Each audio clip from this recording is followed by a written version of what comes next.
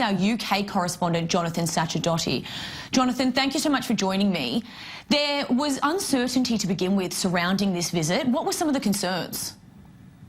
Well, Theresa May was, of course, the first foreign leader to go to America after Donald Trump's election as president, to reach out a hand, to show that the strength of the relationship between the two countries was stronger than ever. And she invited him on that visit to a state visit in the UK. Since then, that visit has been mired in controversy because many people here in the UK simply don't want Donald Trump to visit. And like them, Sadiq Khan, the mayor of London, has now spoken out to say that Donald Trump is contrary, his values are contrary to those of London and the United Kingdom. So he is pleased that Donald Trump has now cancelled the visit that was penciled in for the opening of the US embassy here in just a few weeks' time.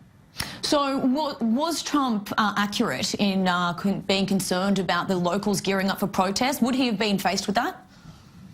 There has been that concern since the visit was mooted by May.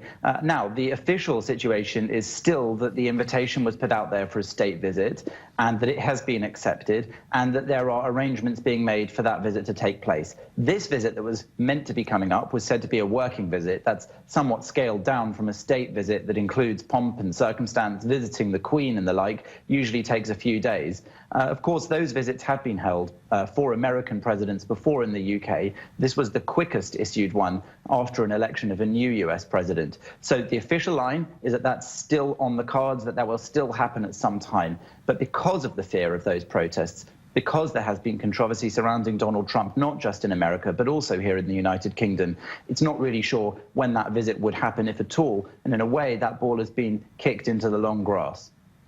And this isn't the first war of words we have seen between Trump and the London mayor. We have seen heated back and forth between the two in the past. What is it that they have disagreed upon? Well, that's a very good question. And what we can see really is that they've sparred before on Twitter in particular.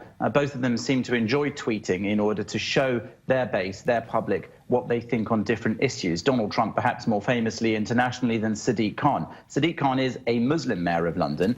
Some have suggested that might be why Donald Trump has a bit of a problem with him. Donald Trump has criticised him openly after some of the terror incidents that have struck London in recent months and years, and that has been part of that war of words. But Sadiq Khan, for his part, isn't totally innocent either. He's criticised Donald Trump on Twitter, saying that he stood against British values and saying that he wouldn't be welcome in the UK. When that visit was being planned, he said that we shouldn't roll out the red carpet for Donald Trump because of that clash of values as he saw it. So the two have used Twitter as a forum for airing grievances and complaints about one another.